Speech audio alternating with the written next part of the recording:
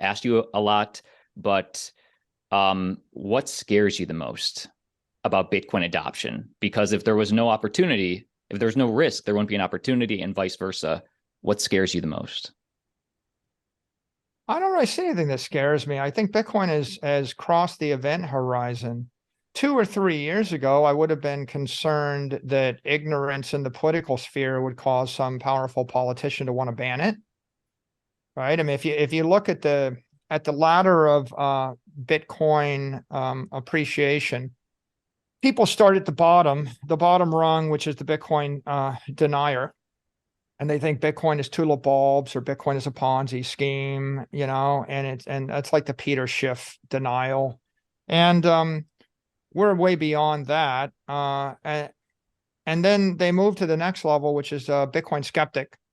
Bitcoin is a digital commodity. It works. You can send value between two parties without a trusted intermediary. It's an innovation, but it's too good to be true, and the government's going to ban it.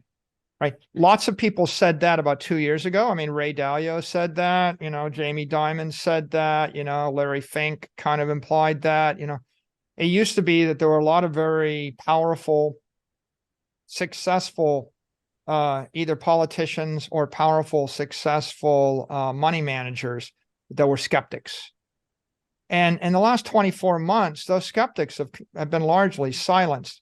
When the head of the CFTC says Bitcoin's a digital commodity and we're going to support it, and when the head of the SEC says Bitcoin is a digital commodity, we're going to support it, and when the head of the Central Bank of Europe and the Central Bank of the United States say, yeah, it's a digital asset, we recognize it, we're not going to block it, we're not moving against it. When the government says, well, we need to embrace it, when you have 4 political candidates, 4.